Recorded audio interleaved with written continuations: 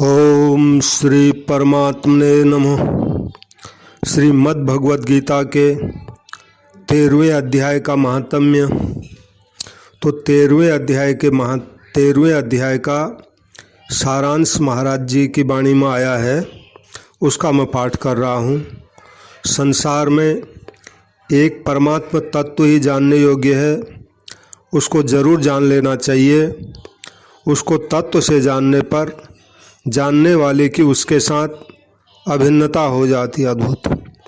जिस परमात्मा को जानने से अमरता की प्राप्ति हो जाती है, उस परमात्मा के हाथ, पैर, सिर, नेत्र, कान सब जगह हैं।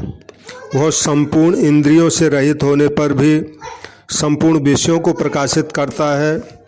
संपूर्ण गुणों से रहित होने पर भी संपूर्ण गुणों का भोगता है, और आसक्त रहित होने पर भी सबका पालन पोषण करता है। वह संपूर्ण प्राणियों के बाहर भी है और संपूर्ण प्राणियों के भीतर भी है, तथा चर अचर प्राणियों के रूप में भी वही है। संपूर्ण प्राणियों में विभक्त रहता हुआ भी वह विभाग रहित है। वह संपूर्ण ज्ञानों का प्रकाशक है। वह संपूर्ण विषम प्राणियों में सम रहता है, गतिशील प्राणियों में गति रहित रहता है, और नष्ट होते हुए प्राणियों में अविनाशी रहता है। इस तरह परमात्मा को यथार्थ जान लेने पर परमात्मा की प्राप्ति हो जाती है। सीताराम। अब श्री मद् भगवद गीता के 13वें अध्याय के 2 श्लोकों का पाठ कर रहा हूँ।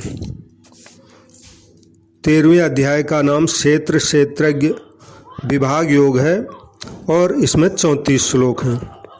श्री भगवान वाच इदं शरीरं कौन्तेय क्षेत्रमित्यभिधीयते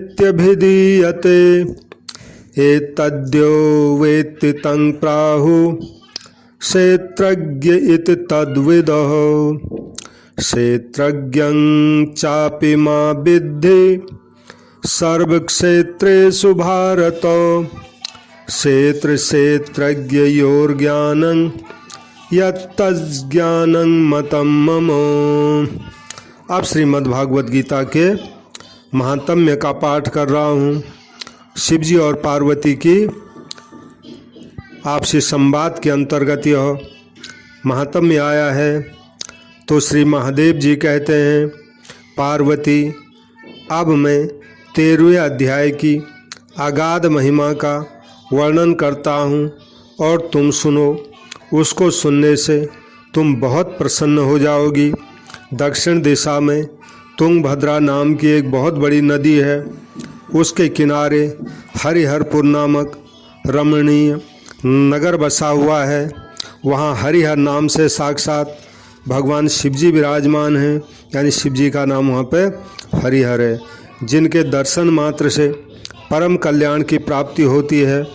हरिहरपुर में हरि दीक्षित नामक एक स्तोत्रीय ब्राह्मण रहते थे। स्तोत्रीय का मतलब जिनको शास्त्रों का ज्ञान है, और जो तपस्या और स्वाध्याय में संलग्न तथा वेदों के पारगामी विद्वान थे। उनके एक स्त्री थी, जिसे लोग दुराचारा कहकर पुकारते थे। इस नाम के अनुसार ही उसके कर्म भी थे। वह सदा पति को कुवाच्य कहती थी। उसने कभी भी उनके साथ शयन नहीं किया। पति से संबंध रखने वाले जितने लोग घर पर आते, उन सबको डांट बताती, और स्वयं कामोन्मत्त होकर निरंतर व्यभिचारियों के साथ रमण किया करती थी।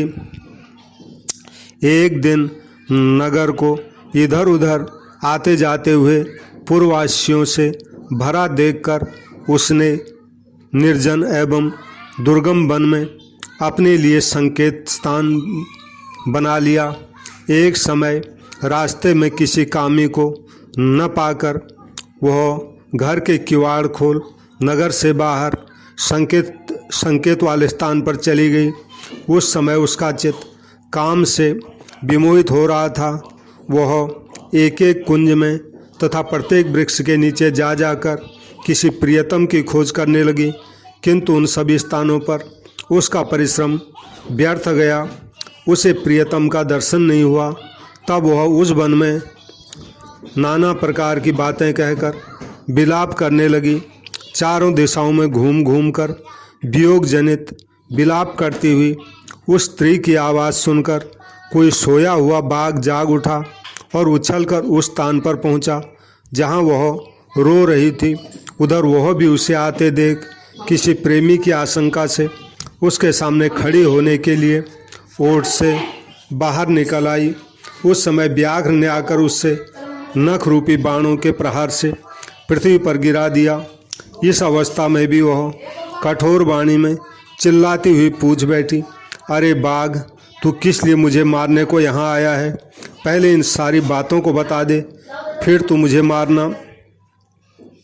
तो उसकी यह बात सुनकर प्रचंड पराक्रमी व्याघ्र क्षण भर के लिए उसे अपना ग्रास बनाने से रुक गया और हंसता हुआ सा बोला, दक्षिण देश में मलापहा नामक एक नदी है। उसके तट पर मुनिपर्णा नगरी बसी हुई है, वहाँ पंचलिंग नाम से प्रसिद्ध साक्षात भगवान शंकर निवास करते हैं। उसी नगरी में मैं ब्राह्मण कुमार होकर अकेला रहता था। नदी किनारे अकेला बैठा रहता और जो यज्ञ के अधिकारी नहीं हैं उन लोगों से भी यज्ञ कराकर उनका मैं अन्न खाया करता था। और इतना ही नहीं, धन के लोभ से मैं सदा अपने वेद पाठ के फल को भी बेच दिया करता था।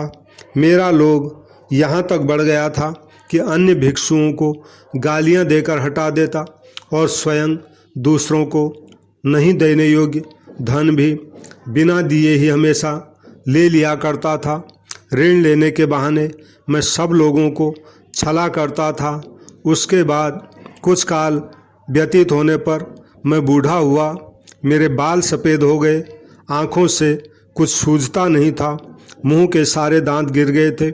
इतने पर भी मेरी दान लेने की आदत छूटी नहीं। पर्व आने पर प्रतिग्रह के लोभ से मैं हाथ में कुछ लिए तीर्थ के समीप चला जाया करता था। तत्पश्चात जब मेरे सारे अंग शिथिल हो गए तब एक बार मैं कुछ धूर्त ब्राह्मणों के घर पर मांगने खाने के लिए गया। उसी समय मेरे पैर में कुत्ते ने काट लिया। तब मैं मूर्छित होकर क्षण भर में पृथ्वी पर गिर पड़ा और मेरे प्राण निकल गए। उसके बाद में इसी व्याघ्र योनि में उत्पन्न हुआ। तब से इस दुर्गम वन में रहता हूँ तथा अपने पूर्व पापों को याद करके कभी धर्मिष्ठ महात्मा, यति, साधु पुरुष तथा सती स्त्रियों को मैं नहीं खाता। पापी, दुराचारी तथा कुल्टा स्त्रियों को ही मैं अपना भक्ष्य बनाता हूँ। अतः कुल्टा होने के कारण तू अवश्य मेरा ग्रास बनेगी। ऐसा कहकर वह अपने कठोर नखों से उसके शरीर के टुकड़े टुकड़े करके खा गया। इसके बाद यमराज के दूत उस पापिनी को अपनी संयमिनीपुरी ले गए, यानी यमपुरी। वहाँ यमराज की आज्ञा से उन्होंने अनेकों बार उसे विष्ठा, मूत्र, रक्त से भरे हुए भयानक कुंडों में गिराया।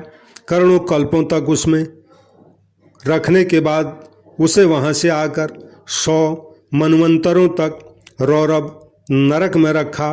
फिर चारों ओर मुँह करके दीन भाव से रोती हुई उस पापिनी को वहाँ से खींचकर दहनानन नामक नरक में गिराया। उस समय उसके केश खुले हुए थे और शरीर भयानक दिखाई देता था। इस प्रकार घोर नरक यातना भोग चुकने पर वह महापापिनी इस लोक में आकर चांडाल योनि में उत्पन्न हुई। चांडाल के घर में भी प्रतिदिन बढ़ती हुई वह पूर्व जन्म के अभ्यास से पूर्ववत पाप में ही प्रवृत्त रही। फिर उसे कोढ़ और राजयक्षमा का रोग हो गया यानी टीबी, और नेत्रों में पीड़ा होने लगी। फिर कुछ काल के पश्चात वह पुनः अपने निवास स्थान हरिहरपुर को गई, जहाँ भगवान शिव के अंतःपुर की स्वामिनी जम्भका देवी विराजमान थी। वहाँ उसने वासुदेव नामक एक पवित्र ब्राह्मण का दर्शन किया, जो निरंतर गीता जी के 13वें अध्याय का पाठ करता था, उसके मुख से गीता का पाठ सुनते ही वह चांडाल शरीर से मुक्त हो गई और दिव्य देह धारण करके स्वर्ग लोक को चली गई। यानी श्रीमद् भगवद गीता के 13वें अध्याय के पाठ के श्रवण से ऐसी दुष्ट औरत भी स्वर्ग लोक को चली गई। सीताराम।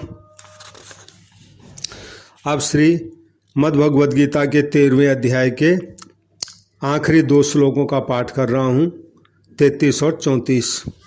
श्री भगवान वाच यथा प्रकाशयत्येक कृतस्नं लोकमिमं रवि क्षेत्रं क्षेत्री तथा कृतस्नं प्रकाशयति भारत क्षेत्र क्षेत्रज्ञयोरेव मंतरं ज्ञान चक्षुषा भूत प्रकृति मोक्षं च ये विदुर्यान्ति ते परम। सियावर रामचंद्र की जय। सब जो है कथा सुनने वालों से मेरी प्रार्थना है, मेरे चैनल को सब्सक्राइब करें, घंटी का बटन आएगा उसको भी दबा दें और कथा को लाइक करें और लोगों में इसका अधिक से अधिक प्रचार प्रसार हो तो शेयर करें और कुछ कमेंट करना हो तो कमेंट कर दें। अब तुलसीदास जी के 2 दोहों का मैं पाठ कर रहा हूँ। तुलसीदास जी कहते हैं, नीच निचाई नहीं तजही सज्जन हूँ के संग तुलसी चंदन बिटब बसी बिनु विष भये न भुजंग। मतलब तुलसीदास जी कहते हैं कि सज्जन का संग होने पर भी नीच मनुष्य अपनी नीचता को नहीं छोड़ता है। उदाहरण दिया, चंदन के वृक्षों में निवास करके भी सांप कभी आज तक विष रहित नहीं हुए। यानी शीतल चंदन के वृक्ष में लपटे रहने के बाद भी उनका जहरीलापन गया नहीं। अब है मिथ्या माहुर सज्जन ही खलहि गरल सम साँच तुलसी छुअत पराई ज्यों पारद पावक आँच। तुलसीदास जी कहते हैं, सज्जन पुरुष के लिए असत्य जहर के समान है और दुष्ट के लिए असत्य और दुष्टों के लिए सत्य जो है वो जहर के समान है। सज्जन असत्य को और दुष्ट सत्य को छूते ही वैसे ही भाग जाते हैं जैसे अग्नि की आंच लगते ही पारा उड़ जाता है। सीताराम सीताराम सीताराम।